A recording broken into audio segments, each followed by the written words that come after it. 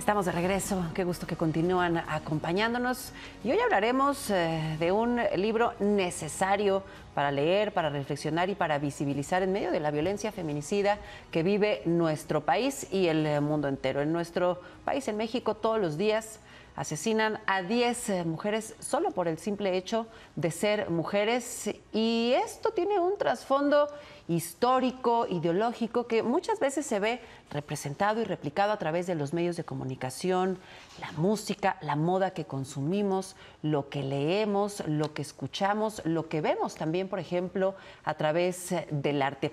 Precisamente esta noche vamos a hablar del libro Feminicidio Mítico, del crimen al producto, y está con nosotros y agradecemos que esta noche nos regale de su tiempo la autora de este libro, Lidiet Carrión. Ella es autora de este libro, es también una gran periodista mexicana, un referente en textos informativos respecto al movimiento feminista y los derechos de las mujeres. ¿Cómo estás, Lidiet? Muy buenas noches, gracias por tu tiempo para la audiencia de Unife.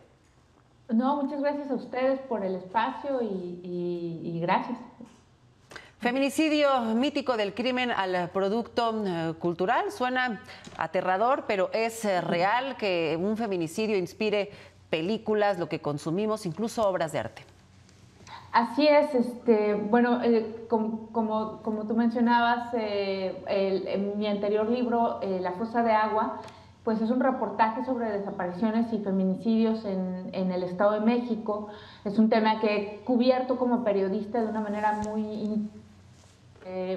mucho tiempo, y hay un momento en el que me percato también que de las cosas que nosotros como periodistas, en este afán también obviamente de denunciar, de visibilizar, pues de repente son retomados por series de televisión, películas, etcétera, y algunos casos llegan inclusive pues a cosas tan extrañas como una campaña publicitaria de moda, ¿no? De maquillaje, de perfumes. Entonces, en este libro me dedico a explorar, por un lado, los diferentes impactos de la cobertura que se hace sobre el tema en México, y también la forma en cómo son retomados y cómo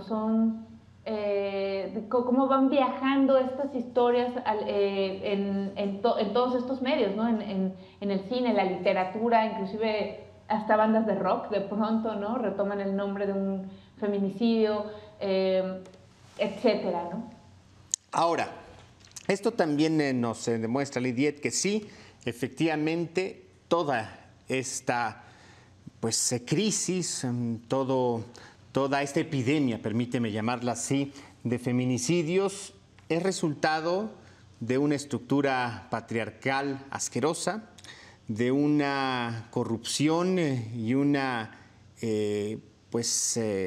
indiferencia institucional también indignante, pero que es mucho más. Es un asunto cultural que permea desde que nacemos y que sobre todo a nosotros los varones nos enseña pues a restarle el valor que tiene la figura de la mujer, sus derechos, su desarrollo y el respeto a su integridad misma. Así es, efectivamente, pero también hay que decirlo, esta cultura de alguna forma, a partir de todos estos productos culturales, inclusive a partir de las leyendas y los cuentos de hadas, etcétera, también de alguna forma nos prepara a nosotras las mujeres para que normalicemos ciertas narrativas que se dan de los asesinatos misóginos de mujeres. Por eso es que también en el libro propongo un término, ¿no? que llamo ambiente feminicigénico, en el cual están todas estas, prácticamente cada mes o cada 2 meses se estrena alguna serie de televisión de un asesino serial o de una historia de desapariciones de adolescentes, ¿no? Se dan estas campañas publicitarias que, repito, para mí, pues fueron digamos, un abrir los ojos a la profundidad de estas narrativas. Y bueno, también estos productos están dirigidos a mujeres. Entonces, si es un entrenamiento, obviamente, o una cuestión cultural que por supuesto impacta a los varones, por decirlo de alguna manera, pero también a las mujeres, ¿no? Y entonces, bueno, un poco de eso va. Claro. Desentrañando estas historias. En esto que nombras, Lidet, como este ambiente feminisigénico, hablas sobre pues la domesticación y la expropiación de la fuerza de voluntad, la voluntad de las mujeres y cómo incluso hasta entre nosotras normalizamos esta violencia feminicida y nos inspiramos incluso en campañas publicitarias. Hace unos segundos veíamos una imagen sobre eso y cómo parecería impensable, pero pasa, ver a una mujer anunciando X producto siendo víctima de violencia, incentiva el consumo de este producto y eso habla de algo pues muy roto dentro de nuestra sociedad. Sí, para mí el detonante fue una línea de ropa muy cara, muy cara, y de maquillaje que se lanzó hace pues ya 15 años, que se llamaba Juárez. Entonces eran vestidos de $20,000, por ejemplo, que estaban inspirados en los feminicidios de Ciudad Juárez, ¿no? Se trataba de mujeres de altísimo poder adquisitivo en Estados Unidos, en Europa, que iban a comprar un vestido de alto diseño, un vestido que diga, que yo no podría comprar, pues, ¿no? Y que de alguna manera estaban inspirados en los casos de feminicidios en Ciudad Juárez. Lidia, no es el único caso. Ajá, perdón. Pero ¿qué pasa? O sea, dentro del pensamiento y el comportamiento de este tipo de consumo, abiertamente cualquier persona pensaríamos que rechaza la violencia. ¿Cómo es que, o sea, es algo muy contradictorio? Lo que pasa es que, sí, digamos, pues yo lo primero que hacía era condenarlo, pero después como periodista también dije, si solo lo condeno, no voy a entender qué está detrás, porque además hay una cosa que es bien real, que, o sea, esa gente gana muchísimo dinero, o sea, quienes se dedican a hacer estas campañas ganan muchísimo dinero, las diseñadoras pues son mujeres que hasta la fecha son muy reconocidas en el ambiente del diseño de ropa. Entonces, y no son las únicas, ¿no? Y como tú dices, pues era obvio que había que condenarlo, pues no, pasaron muchos filtros hasta que alguien ya cuando llega como a cierto lugar, digamos que dice esto está muy mal y se cae esa campaña, esa línea de ropa, se cae, pero solo en México. O sea, los vestidos se siguieron vendiendo, incluso uno de los vestidos de estos terminó en el Museo de las Mujeres en el Arte en Nueva York. Entonces, y no es el único caso. O sea, ya cuando te metes, te das cuenta que durante muchos años la publicidad de moda y de moda de alta gama echaba mano de esto. Y ahora, bueno, digamos que ha disminuido, pero siguen muchos otros, gracias, de hecho, a los movimientos feministas, pero sigue. Entonces, ¿qué hay detrás? Pues hay muchas cosas. Hay, por un lado, lo que yo llamo que de alguna manera estas campañas apelan a una especie de trauma que tenemos todas las mujeres, ¿no? Porque además son cosas que nos venden a nosotras, que venden a mujeres, ¿no? Hay la idea, una sensación como de irrealidad frente a los casos, porque pareciera que solo ocurren que solo es una película. O sea, hay muchos fenómenos y de eso trata el libro, porque pues son historias muy complejas, muy... Que finalmente podemos resumir o reducir a un ambiente feminisigénico, sí, pero que tenemos que explorar para poder entender e irlo desarticulando, ¿no? Claro. Ahora, lo apuntas bien y podría parecerse que, a ver, a una mujer que compra una pieza de MAC en conjunto con Rodarte, inspirada en Ciudad Juárez y los feminicidios de Juárez, poco pueda significarle la sangre derramada en una ciudad como esta fronteriza, lo que implica el miedo que tienen las mujeres que trabajan en las maquilas de esta ciudad, pero de pronto nos ponemos a ver que no solamente son asuntos que tocan a nuestro país. Ahí hemos visto campañas de Gucci enarboladas por Tom Ford con una violencia que, independientemente de donde sea cometida, lastiman.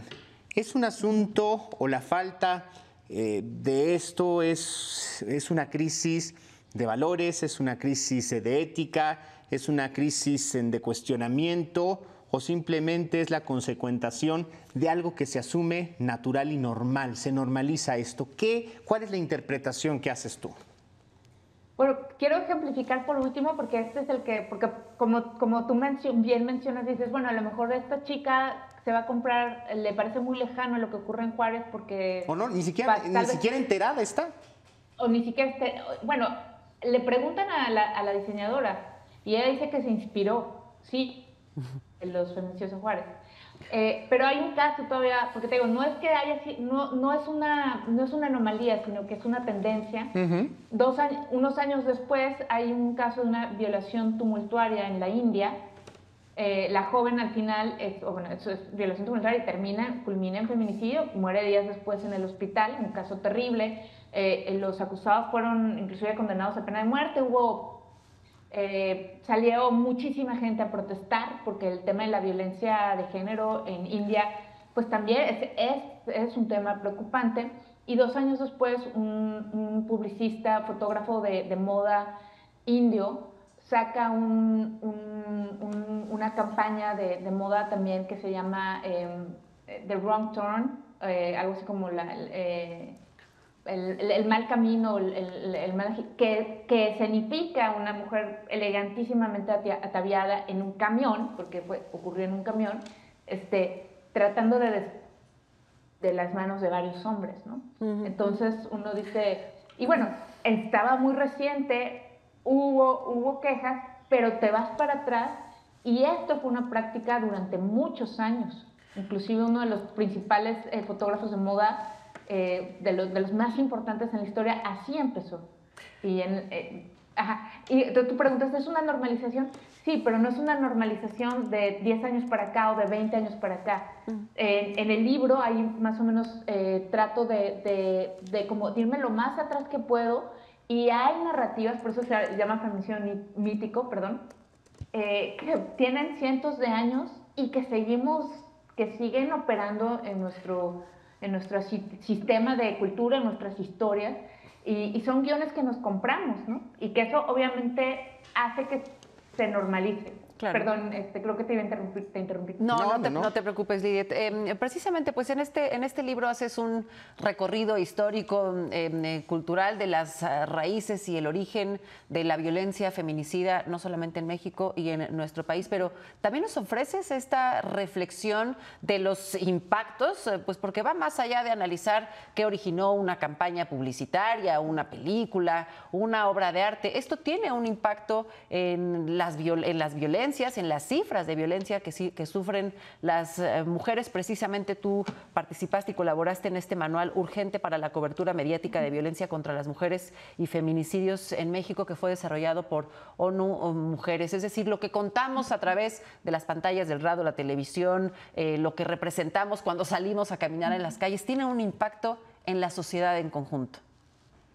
Claro, no, tiene un impacto muy fuerte y digamos que la idea de este libro es que en muchas ocasiones, como, bueno, en mi caso como periodista y también como en el caso, por ejemplo, de las personas que consumen los productos culturales, pero también de quienes hacen guiones de cine, no estamos conscientes de que ya traemos guiones acerca de lo que es el feminicidio. Por eso ahí, por ejemplo, retomo varios cuentos que a mí en lo personal, cuando los leía de niña, pues me gustaban mucho, pero que tienen todas estas narrativas que nos hacen pensar que hay ciertos tipos de víctimas, que hay ciertos tipos de victimarios. Esto no solo afecta, obviamente, la normalización, sino que también favorece la impunidad. Claro. Por ejemplo, el primer texto con el que inicio son 4, yo llamo 4 ensayos, pero en realidad son 3 ensayos y una crónica. El primero es el de Goyo Cárdenas, y ahí se explica muy bien cómo estos guiones a los cuales se someten no solo los periodistas, sino también se someten los perpetradores, ¿no? Que empieza a hablar de, no, es que mi mamá era muy mala, o mi ex esposa era una maldita, y no sé cuánto. De alguna manera les sirvió para zafarse de alguna violencia en firme, pero además le quitó la voz tanto a las mujeres con las que sobrevivieron, porque su ex esposa sobrevivió, casi la mata, ¿no?